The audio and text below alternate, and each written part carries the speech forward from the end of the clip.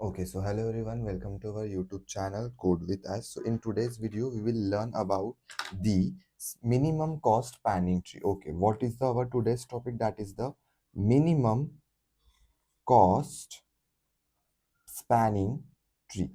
Minimum cost spanning tree. Okay, so this one is the minimum cost spanning tree is generally comes under the greedy method. Comes under the greedy what happens comes under the greedy method. Okay, in which concept it will comes under the greedy method. Okay, so whenever we are trying to solve the minimum cost spanning tree, so the two criteria which are generally comes here, the very first one is and the second one is, so very first we also have to find the Kruskal algorithms. What we have to find, we have to find the Kruskal algorithm successfuls. Okay, Kruskal algorithms. Okay, and then the second one is the Primes algorithm.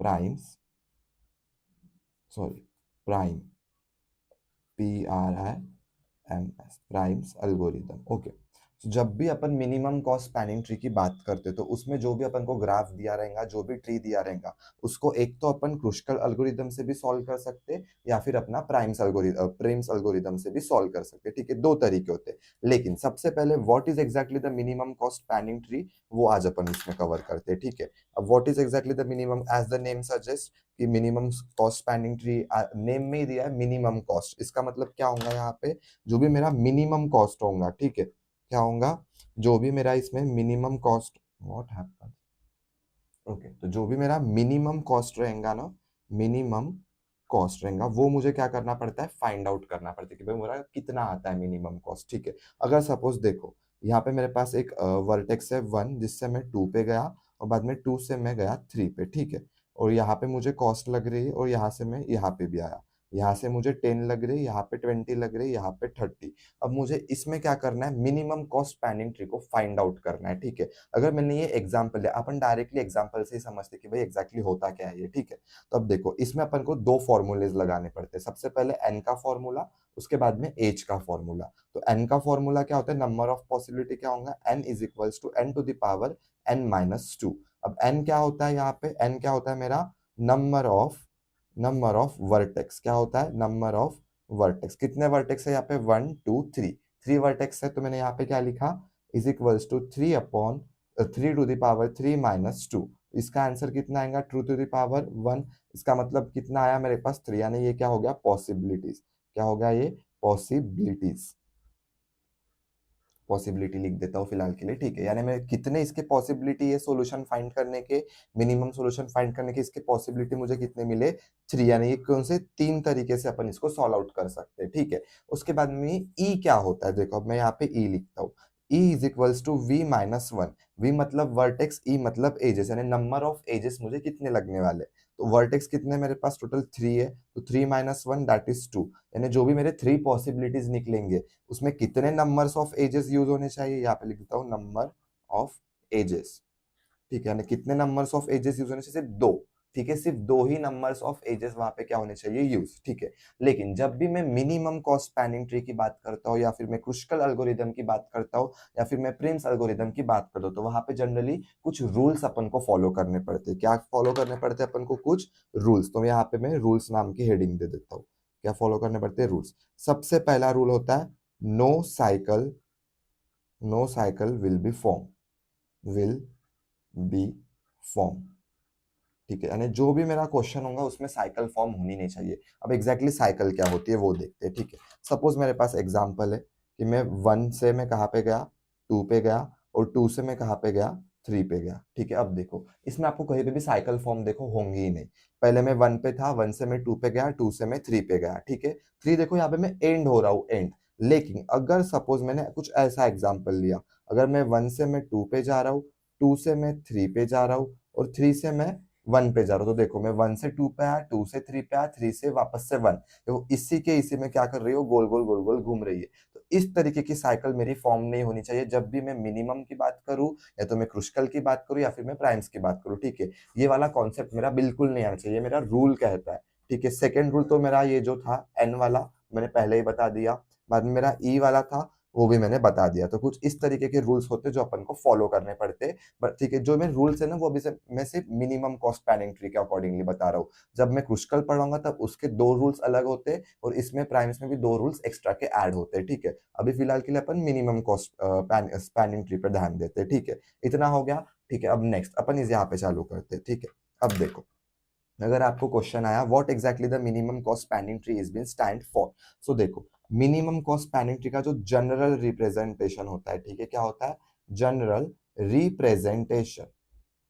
Representation वो कैसे होता है? देखो, general representation इसका होता है G equals to in the curly braces V comma E।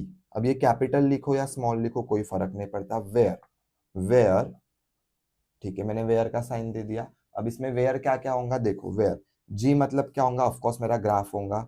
जी क्या होगा? मेरा ग्राफ होगा। वी क्या होगा? मेरा वर्टेक्स होगा, तो मैंने यहाँ पे वर्टेक्स लिख दिया। ई क्या होगा? मेरा ई मतलब एजेस होगा, मैंने यहाँ पे एजेस लिख दिया, ठीक है। इस तरीके से आपको उसका जनरल रिप्रेजेंटेशन निकालना है। नेक्स्ट क्या था मेरा? नेक्स्ट कॉन्सेप्ट था मेरा नो साइकिल वाला। नेक्स्ट क्या था मेरा? नो साइकिल, तो मैंने यहाँ पे लिख दिया no cycle will form. No cycle will form, ये क्या है? ये थ्योरी बता रहा हूं मैं। जो अगर आपको ये कॉन्सेप्ट आ गया मिनिमम कॉस्ट स्पैनिंग ट्री, तो उसके थ्योरी में आप क्या लिखोगे मैं वो यहाँ पे आपको अच्छे से बता रहा हूँ। नो साइकिल विल फॉर्म होंगी, ठीक है। उसके बाद में अपन को क्या होगा? ठीक है, इतना। उसके बाद में मेरे जो फॉर्मूले थे, एक क्या था? n is equals to n to the power n minus two, और दूसरा क्या था? e is equals to v minus one. आपको ये 2 फॉर्मूले एक्सप्लेन करने कुछ इस तरीके से। एक छोटा सा एग्जाम्पल लो, अब जरूरी नहीं कि यही एग्जाम्पल लूंगी, कोई और एग्जाम्पल भी ले सकते हो, ठीक है। अब ये समझने में इजी है, दैट्स व्हाई मैंने ये वाला एग्जांपल लिया, ठीक है। अब आपके हाथ में कि आप भाई कौन सा, और अगर आपने फोर वर्टेक्स का लिया तो यहाँ पे थोड़े बहुत वैल्यू में चेंजेस आएंगे, ठीक है। चलो मैं यहाँ पे लेके ही दिखाता हूँ। अगर मेरे पास 1 है, 1 से मैं गया 2, 2 से मैं गया 3, 3 से मैं गया 4, ठीक है। अगर मेरे पास कुछ ऐसा है तो इसका n का फॉर्मूला क्या रहेगा? n is equals to n to the power n minus two. N की वैल्यू कितनी है? यहाँ पे 4 है, तो 4 to the power 4 minus two, यहाँ पे कितना आएगा? 4 टू द पावर 2। मतलब यहाँ पे कितने पॉसिबिलिटीज आएंगे इसके? 4 टू जा 16, यानी 4 का स्क्वायर 16, यानी इस वाले ग्राफ के पर्टिकुलर कितने कितने पॉसिबिलिटीज है इसके? यहाँ पे मैं लिखता हूँ पॉसिबिलिटी। पॉसिबिलिटी कितनी है? 16 कितने निकलेंगे? 16 डिफरेंट पॉसिबिलिटीज। और ई का अगर मैंने यहाँ पे फॉर्मूला लगाया, E is equals to V minus one. Vertex कितने यहाँ पे? टोटल 4 वर्टेक्स है, तो मैंने लिखा 4 माइनस वन, तो 4 माइनस वन होता है मेरे पास 3। यानी जो भी मेरे 16 पॉसिबिलिटीज निकलेंगे उसमें कितना होना चाहिए? Number of edges. Number of edges कितने होने चाहिए? सिर्फ 3 एजेस होने चाहिए। क्लियर हुआ? अब मैं ना इस वाला जो ये ग्राफ है इसकी मैं यहाँ पे पॉसिबिलिटी ड्रॉ करता हूँ। यहाँ पे देखो मेरे पॉसिबिलिटी कितने? 3 निकली थी, जिसमें एजेस कितने होने चाहिए? सिर्फ 2। अब ये एट अ टाइम इतने कम वीडियो में 16 पॉसिबिलिटी निकालना बहुत बड़ा टास्क होता है, ठीक है। That's why I am only concluding about the 3 possibility which will having of the 2 edges. Okay, तो देखो यहाँ पे मैंने वापस से वही ग्राफ निकाला। 1 था, 1 से मुझे 2 मिला, 2 से मुझे 3 मिला, और 3 से मैं वापस से 1 पे गया। अब इसके फॉर्मूले के हिसाब से मुझे जो n था उसकी वैल्यू आई थी 3, और e की वैल्यू आई थी 2। नंबर ऑफ ये क्या हो गया? पॉसिबिलिटीज हो गया। नंबर ऑफ पॉसिबिलिटीज हो गया, और ये क्या हो गया? नंबर ऑफ एजेस हो गया। क्या हो गया? नंबर ऑफ एजेस निकले, ठीक है। अब देखो नंबर ऑफ पॉसिबिलिटी कैसे? 3 पॉसिबिलिटी और नंबर ऑफ एजेस कितने? 2 ही लगाने। और मेरा रूल क्या था? No cycle should be form. मेरा रूल क्या था?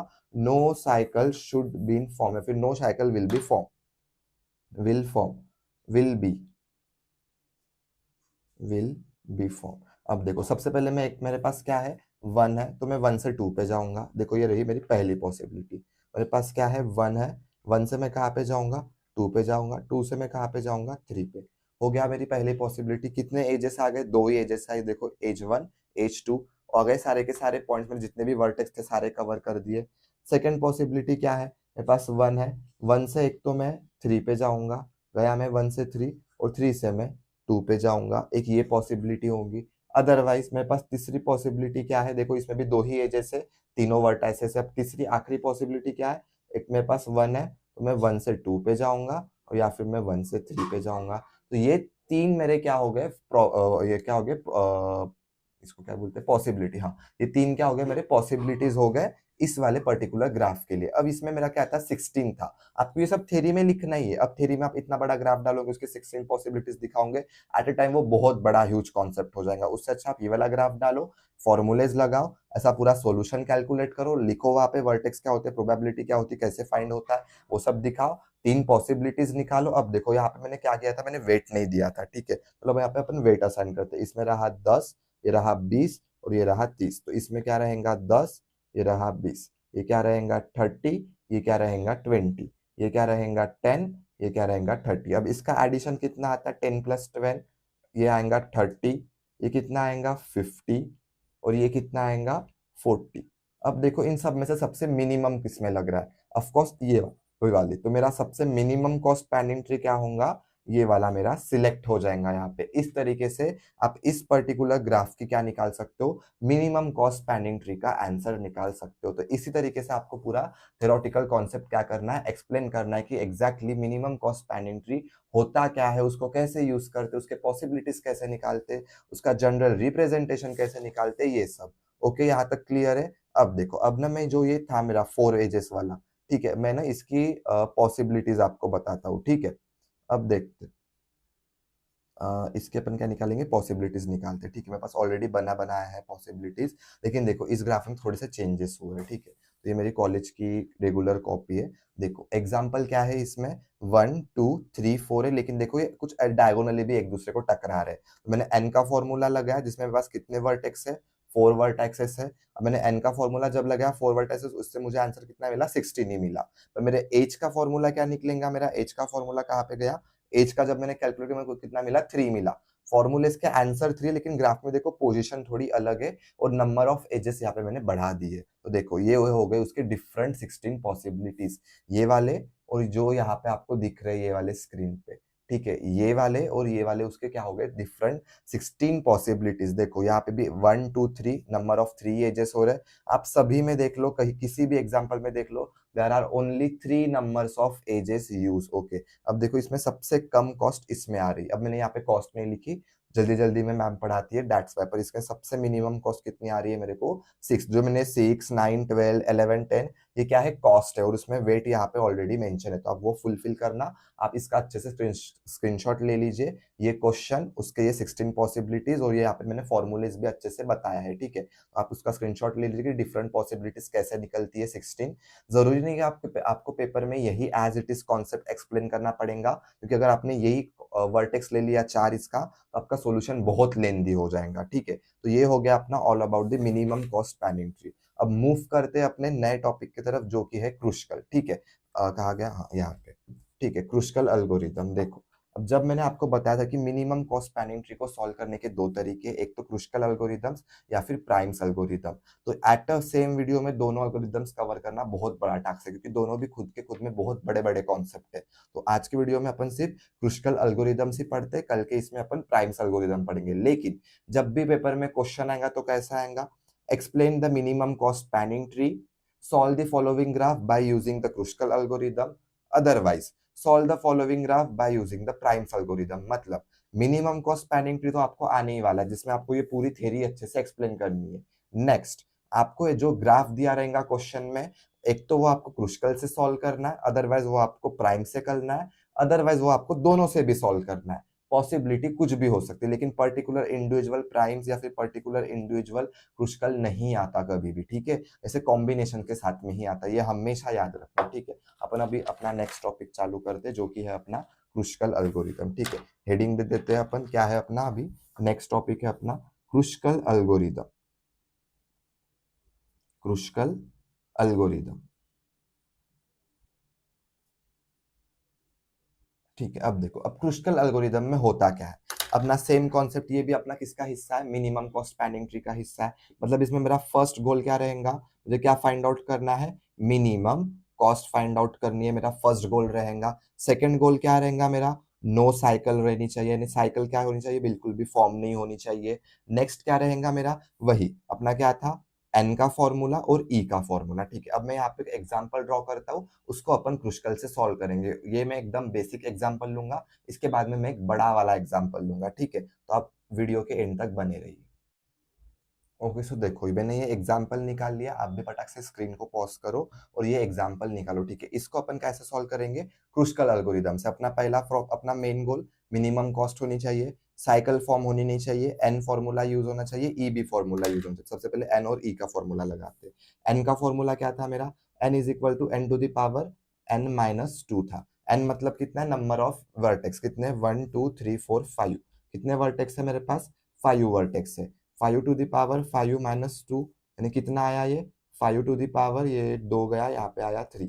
5 का क्यूब कितना होता है? मेरे को पता नहीं इसका क्यूब कितना होता है, एक बार रुको कैलकुलेट करके आता हूँ। ओके, सो 5 का क्यूब कितना होता है? 125। मतलब इस ग्राफ को मेरे पॉसिबिलिटीज, अरे यार यहाँ पे पॉसिबिलिटी नहीं निकालना पड़ता, जाने दो। मुझे लगा मैं मिनिमम कॉस्ट स्पैनिंग ट्री कर रहा हूँ, ठीक है। यहाँ पे ये नहीं निकालना पड़ता, जाने दो, अभी निकाल लिया तो छोड़ दो। यानी यहाँ के इसके इस ग्राफ को अगर मेरे को मिनिमम कॉस्ट स्पैनिंग ट्री से सॉल्व आउट करना रहा तो इसके कितने मिनिमम पॉसिबिलिटीज आएंगे? 125। लेकिन जो ई का फॉर्मूला है वो यहाँ पे जरूर यूज होगा। ई क्या बोलता है मेरा? v-1। वर्टेक्स कितने मेरे पास? 5 है, -1 करेंगे तो मेरे को कितना आंसर मिला? कितना आंसर मिला मुझे? 4। यानी मैं इसका जो भी मैं इसका क्रुस्कल एल्गोरिदम निकालूंगा उसमें कितने एजेस होने चाहिए? Only 4 edges. कितने एजेस? ओनली 4 एजेस होने चाहिए। तो ये वाला फॉर्मूला बहुत ज्यादा इंपॉर्टेंट है, इसको बॉक्स बना के डाल दो वहीं पे, ठीक है। अब देखो इसको सॉल्व करने का तरीका क्या है। सबसे पहले मुझे क्या करना पड़ता है? सबसे मिनिमम लेना, ठीक है। क्या लेना? सबसे मिनिमम वैल्यू लेना। क्या लेना? मिनिमम वैल्यू फर्स्ट, ठीक है। सबसे मिनिमम वैल्यू क्या है इन सब में से? देखो 10 20 30 40 50 60 70 80। 80 तक है तो सबसे छोटी क्या है? 10। तो मैंने सबसे पहले ये वाला रास्ता निकाल दिया, ठीक है। 1 से लेके मैं कहाँ तक गया? 2 तक गया, और यहाँ पे मैंने क्या निकाला? 10। देखो रूल क्या था मेरा? रूल के हिसाब से मेरा 4 क्या होना चाहिए था? एजेस। उसमें से मैंने एक यहाँ पे यूज कर लिया, बचे कितने मेरे पास? 3। अब सेकंड हाईएस्ट वैल्यू कौन सी है? 20। किसको जोड़ रही है? 3 और 4 को। तो देखो मैंने यहाँ पे 3 निकाला, यहाँ से 20 लेके गया, 4 निकाला और यहाँ पे 20 दिया, ठीक है। देखो इसी तरीके से सॉल्व करना है। जो सबसे मिनिमम है वो सबसे पहले लिखो, जो सेकंड हाईयर है वो उसके बाद लिखो। लेकिन क्या होना चाहिए? साइकिल फॉर्म नहीं होनी चाहिए। यहाँ पे कहीं भी साइकिल फॉर्म नहीं हुई है। अब नेक्स्ट क्या है? 30, यानी 1 से लेके 3 को जोड़ रहा है। अगर मैंने 1 से लेके 3 को जोड़ा तो क्या मेरी साइकिल फॉर्म होंगी? क्या देखो, मैं 1 से 3 पे जाऊंगा, 3 से 4 पे, 4 पे मैं कहीं पे भी नहीं जा रहा हूँ, मतलब मेरी स्टिल साइकिल फॉर्म नहीं होंगी। अब देखो मेरे कितने एजेस यूज हो चुके हैं? 10 30 20। 3 एजेस यूज हो चुके हैं और मेरे को कितने यूज करने हैं? 4। इसका मतलब अब मेरे यहाँ पे कितना? सिर्फ एक ही एज यूज होने वाला है इसको कंप्लीट करने के लिए। अब वो कौन सा होगा वो अपन को आइडेंटिफाई करना है। 30 के बाद क्या है? 40। 40 किसको जोड़ रहा है? 3 और 2 को। अगर सपोज मैंने कुछ ऐसा ऐसा ऐसा ऐसा अगर मैंने जोड़ दिया इनको, ठीक है, अगर मैंने इसको डॉटेड लाइन में, चलो ऐसे डार्क इसमें डोलता हूँ, अगर मैंने ऐसा जोड़ दिया तो देखो ये साइकिल फॉर्म हो गई। 1 से 2, 2 से 3, 3 से 1, 1 से 2, 2 से 3, यही के यही घूमते रहेगा। तो मेरा जो ये पॉसिबिलिटी है 40 की, तो ये क्या होंगी? ये आएंगी ही नहीं यहाँ पे, ठीक है। ये यहाँ से क्या होंगी? डिसलाइन हो जाएंगी। अब नेक्स्ट 40 के बाद क्या है? 50। 51 और 4 को जोड़ेगा यानी वो ऐसा जोड़ेगा। ऑफकोर्स 1 से 3, 3 से 4, 4 से 1, यहाँ पे भी साइकिल फॉर्म होंगी। तो 50 भी मेरा क्या हो गया? रिजेक्ट हो गया। नेक्स्ट क्या है? 60। किसको जोड़ रहा है? 2 और 4 को, यानी इन दोनों को जोड़ेगा। अगर इन दोनों को मैंने यहाँ पे जोड़ दिया तो ऑफकोर्स मेरी साइकिल वापस से फॉर्म होंगी, इन्हीं चारों में घूमता रहेगा। तो 60 भी क्या हो गया? रिजेक्ट। नेक्स्ट क्या है? 70। 3 और 5 को जोड़ रहा है, अगर मैंने 3 और 5 निकाला तो साइकिल फॉर्म नहीं हो रही है, तो मैंने यहाँ पे क्या निकाला? 5 निकाला, जिसको कौन ला रहा है? मेरा 70 ला रहा है। क्लियर हुआ यहाँ तक? अब नेक्स्ट क्या है? 70 के बाद 80, जो कि 8 5 और 4 को जोड़ रहा है। अगर मैंने इसको ऐसा जोड़ा तो 3 से 4, 4 से 5, 5 से 3, 3 से 4, यहाँ पे साइकिल फॉर्म होंगी। और देखो मेरे नंबर ऑफ एजेस कितने थे? 4। तो 1 2 3 4, मेरा सॉल्यूशन यहाँ पे खत्म। अब मेरे को क्या करना है? मिनिमम क्या निकालना है मेरे को? मिनिमम कॉस्ट फाइंड आउट करने। तो मिनिमम कॉस्ट के लिए आपको सिंपल जितने भी दिए हैं उन सबका क्या करना है? एडिशन। 10 प्लस 30 प्लस 20 प्लस 70, तो इसका एडिशन आता है अपने पास ये कितना होगा? 70 80 90 90 100 103। तो ये आ गया मेरे पास 130 इस ग्राफ का particular minimum cost spanning tree according to the Kruskal algorithm. तो इसमें मैंने क्रुस्कल एल्गोरिदम लगाया है जिसमें मैंने बताया है कि भाई कैसे वो यूज होता है। अब मैं एक बड़ा सा एग्जांपल लेता हूँ जिसमें आपको और अच्छे से समझेगा कि भाई क्रुस्कल एल्गोरिदम कैसे यूज करते हैं, ठीक है। ओके, तो देखो मैंने यहाँ पे वो एग्जाम्पल निकाला है। देखो ये थोड़ा सा बड़ा एग्जाम्पल है, ठीक है। एग्जाम में कभी भी आपको इतने छोटे छोटे ग्राफ नहीं आते, हमेशा ऐसे बड़े वाले ही ग्राफ आते हैं, ठीक है। अब इसमें आपको क्या करना है, क्रुस्कल एल्गोरिदम्स लगाना है। रूल वही है, मिनिमम, नो साइकिल, एन नहीं, सिर्फ ई निकालना है, ठीक है। तो सबसे पहले अपन इसका ई निकालते हैं। ई मतलब क्या होता है, number of edges, that is V minus one. कितना है, 1 2 3 4 5 6 7 8 9 10। कितने हो गए, 10। तो 10 - 1 विच इज इक्वल्स टू 9। मतलब मेरे नंबर ऑफ एजेस कितने यूज होने चाहिए, इसको जब मैं क्रुस्कल से सॉल्व आउट करूंगा, सिर्फ 9 नंबर ऑफ एजेस मेरे क्या होने चाहिए, यूज होने चाहिए इस पर्टिकुलर कॉन्सेप्ट में। अब सबसे पहला स्टेप अपना क्या होता है, सबसे मिनिमम वैल्यू फाइंड आउट करो। सबसे मिनिमम क्या है, यहाँ पे 1 है। तो 1 देखो, एक तो मेरा 1 यहाँ पे यूज हो रहा है, सेकंड मेरा 1 और कहाँ पे यूज हो रहा है, एक ही जगह पे यूज हो रहा है 1। तो मैं क्या करूंगा, सबसे पहले मैं ये वाला 1 का हिस्सा ड्रॉ करूंगा, ठीक है। यहाँ पे मैं क्या करता हूँ, सोल्यूशन लिखता हूँ, ठीक है। अब देखो सबसे पहले मैंने क्या ड्रॉ करा, ये 1 वाला हिस्सा, जो कि मेरा क्या है, ए से मेरा किसको जोड़ रहा है, वो ए से सी को जोड़ रहा है, और यहाँ पे मेरे को मिला 1। अब 1 के बाद में क्या है, मेरी सेकंड वैल्यू है 2। तो देखो 2 वो ए से डी को भी जोड़ रहा है, या फिर सी टू डी, आप दोनों में से किसी को भी निकाल सकते हो, ठीक है। चलो मैं किसको निकालू, मैं ए से डी को निकाल देता हूँ, ए से डी, ठीक है। अब देखो नेक्स्ट वाला 2, देखो ये वाला है, सी टू डी को जोड़ रहा है। अगर मैंने इसको निकाला ऐसा ऐसा, तो ये क्या होंगी, साइकिल फॉर्म होंगी, ठीक है। तो दैट्स वाई मैं इसको रिजेक्ट करूंगा। नेक्स्ट 2 कहां पर है, बी और जे के तरफ जा रहा। तो देखो मैंने यहाँ पे ऊपर में बी लिखा, उसको मैंने कहाँ तक लेके गया, जे तक लेके गया, सॉरी, जी, जी, जी है ना, गन, हाँ, गन जी तक लेके गया, और यहाँ पे मैंने क्या दिया, 2, ठीक है। ये 1 2 3 2 थे, और कहाँ पे 2 है, ई और आई का भी 2 है, तो मेरे को ये भी जोड़ना पड़ेगा। ई कहाँ पर आएगा, ऐसा इधर आएगा, तो मैंने ये ई निकाला यहाँ पे, जिसका आई किधर जाएगा, इधर किधर आएगा आई, ठीक है। तो मैंने यहाँ पे आई भी निकाला। इसको भी कौन जोड़ रहा है, 2 जोड़ रहा है, तो मैंने यहाँ पे उसका 2 भी निकाला। यानी जितने भी नंबर्स ऑफ पॉसिबिलिटीज होंगे वो सारे निकालो, लेकिन रूल क्या है, मिनिमम कॉस्ट लगनी चाहिए और नो साइकिल फॉर्म होनी चाहिए। देखो साइकिल कहीं पे भी फॉर्म नहीं हुई है अभी तक, देखो कोई भी किसी एक दूसरे से अटैच नहीं, तो अपन बोल ही नहीं सकते कि साइकिल फॉर्म है, ठीक है। अब नेक्स्ट नेक्स्ट मुझे क्या फाइंड आउट करना है, नेक्स्ट मुझे करना है, 2 हो गए मेरे सारे कवर, और कहीं पे 2 है क्या, नहीं। नेक्स्ट मैं क्या सॉल्व करूंगा, मैं देखूंगा 3 की तरफ। 3 कहाँ कहाँ पर है, देखो 3 सिर्फ ये एक ही जगह है, बी टू डी। अगर मैंने बी और डी को ज्वाइन कर, तो क्या मेरी साइकिल फॉर्म होंगी, क्या नहीं होंगी, ठीक है। तो मैंने इन दोनों को ऐसा जोड़ दिया, और यहाँ पे मुझे मिला 3, ठीक है। इतना क्लियर, देखो ये ऐसे घूम रहा है, ऐसा ऐसा यहाँ पे डेट हो गया, ऐसे वापस से आके सी को नहीं जुड़ा है, तो साइकिल फॉर्म नहीं हुई है, ठीक है। अब नेक्स्ट 3 हो गया। अब देखता हूँ मैं 4, 4 कहाँ पर है, एक दो, दो ही 4 हुए, तो एक तो मेरा एच और आई को जोड़ रहा है, तो मैं उसको जोड़ देता हूँ। एक किसको जोड़ रहा है, एच और आई को जोड़ रहा है, मैंने एच और आई को जोड़ने वाला 4 बना दिया।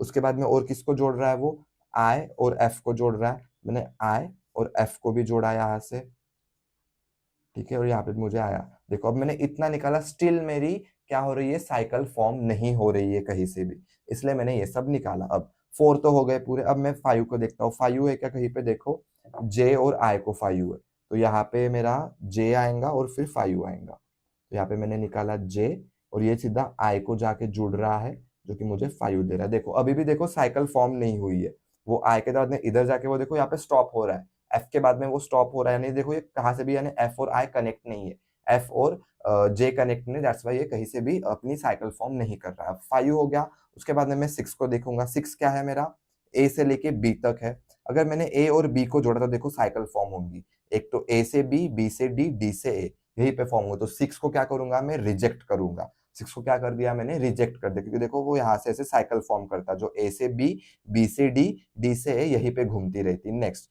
6 तो कैंसिल हो गया, और कहीं पे 6 है क्या, नहीं है।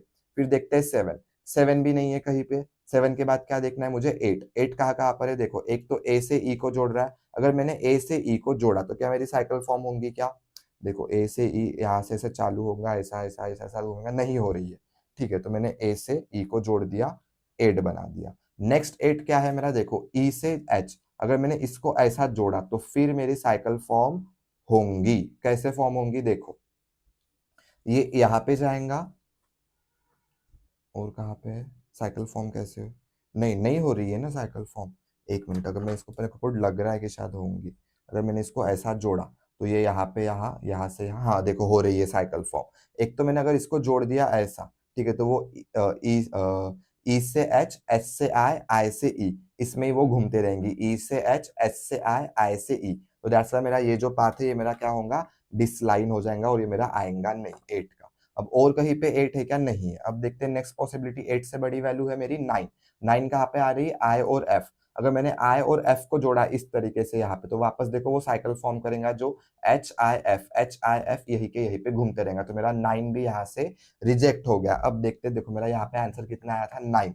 क्या मेरे यहाँ पे टोटल 9 एरोज यूज है क्या, अपन मैंने अब तक मैंने वो चेक ही नहीं करा। तो ये 1 2 3 4 5 6 7 8 9, देखो टोटल 9 एरोज मेरे ऑलरेडी आ चुके हैं। मतलब मेरे को बाकी की पॉसिबिलिटीज चेक करने की गरज ही नहीं है। यहाँ पे ही मेरे को क्या मिल गया, मेरा फाइनल आंसर यहीं पे मिल गया। मैंने वो चेक ही नहीं करा कि मेरे कितने एरो में, वहीं पे और आगे जा रहा। ठीक है, आप ऐसे चेक करते जाना, जब जब आप एक निकालोगे तब याद रखना कि भाई एक हो चुका है, 8 ही बचे। ठीक है, अब मेरे को क्या निकालना है, इसका मिनिमम। क्या निकालना है, मिनिमम कॉस्ट निकालना है। तो अपन क्या करेंगे, एक एक बाजू से। क्या होगा इसका मिनिमम कॉस्ट, 1 प्लस 3 प्लस यहाँ का क्या है, ए से डी 2 आ रहा है, 1 प्लस 3 प्लस 2 प्लस 8। ठीक है, वापस से ये वाला 2, सॉरी 8 2, 3 भी हो चुका है अपना, 2 वाला बाकी है, ऊपर वाला 2 वो हुआ। फिर 4 4 प्लस 4 ये भी 4 4 हो गया, और फिर प्लस 5। अगर इसको अपन ने सॉल्व आउट किया तो अपना आंसर कितना आएगा, 1 प्लस 3 ये 5, 5 प्लस 5 ये वाला कट 10, 10 प्लस 8 18, 18 19 20, 20 23 23 23 24 25 26 26 27 28 29 30, और यहाँ का बचा 1 जो कि था 31। तो ये मेरा क्या हो गया, मेरा फाइनल आंसर हो गया। कुछ इस तरीके से आपको क्या करना है, पूरा क्रुस्कल एल्गोरिदम सॉल्व करना पड़ता है। ठीक है, so in this way we are completed with the whole Kruskal algorithm. आप चाहो तो इसका स्क्रीनशॉट ले लो स्टार्टिंग से। ठीक है, यहाँ पे मैंने सबसे पहले क्या पढ़ाया था आपको, मिनिमम कॉस्ट स्पैनिंग ट्री, जो कि अपना क्या है, ग्रीडी मेथड का एक कॉन्सेप्ट है, जिसमें दो क्राइटेरिया आते हैं, फिर दो तरीके से सॉल्व होता है। एक होता है क्रुस्कल, दूसरा होता है प्राइम्स एल्गोरिदम। दोनों भी इंडिविजुअल कभी नहीं पूछा जाता, दोनों में से वो साथ साथ में पूछा जाता है। ठीक है, तो आपको वो हमेशा याद रखना है कि भाई आपको क्रुस्कल से सॉल्व करना है या प्राइम से सॉल्व करना है, वो आपको हमेशा याद रखने पड़ेंगे। ठीक है, बाकी सब तो ओके ओके, मैंने यहाँ पे पूरी थ्योरी भी बता दी है, पूरी थ्योरेटिकल पोर्शन था अपना मिनिमम कॉस्ट स्पैनिंग ट्री का। और यहाँ पे अपन ने क्या चालू कर दिया था, अपना क्रुस्कल एल्गोरिदम। उसके रूल, मिनिमम कॉस्ट लगनी चाहिए, नो साइकिल फॉर्म होना चाहिए, और ई का फॉर्मूला कैलकुलेटर। बाद में मेथड बताया कि सबसे पहले मिनिमम वाले को लिखो, फिर उससे थोड़ा सा हाईएस्ट वाले को लिखो, फिर उससे थोड़ी सी हाईएस्ट, फिर बाद में उससे धीरे धीरे असेंडिंग टू डिसेंडिंग तक अपन को जाना पड़ता है। लेकिन किसको याद रखना है अपन को, कितने नंबर्स ऑफ एजेस यूज करने हैं। यहाँ पे 4 था, देखो मैंने सिर्फ 4 ही यूज करा। फिर एट द एंड में को क्या करना है, उसका मिनिमम प्रॉफिट निकालना है, सभी का एडिशन, जो कि होता है मिनिमम प्रॉफिट। नेक्स्ट अपन ने देखा एक बड़ा सा एग्जांपल, जिसमें बहुत सारे वर्टेक्स और एजेस थे, उसको मैंने यहाँ पे सॉल्व आउट करा, जिसका मेरा ई का फॉर्मूला निकला था 9। तो यहाँ पे देखो टोटल नंबर ऑफ एजेस सिर्फ 9 यूज हुए हैं, साइकिल कहीं पे भी फॉर्म नहीं हुई है। एट द एंड मैंने क्या करा है, उसका एडिशन करा है, जो को मिला मुझे 31। तो in this way we are completing with the whole Kruskal algorithm. Okay, so that's it for today's video। मिलते हैं अपने नेक्स्ट लेक्चर में। Thank you so much.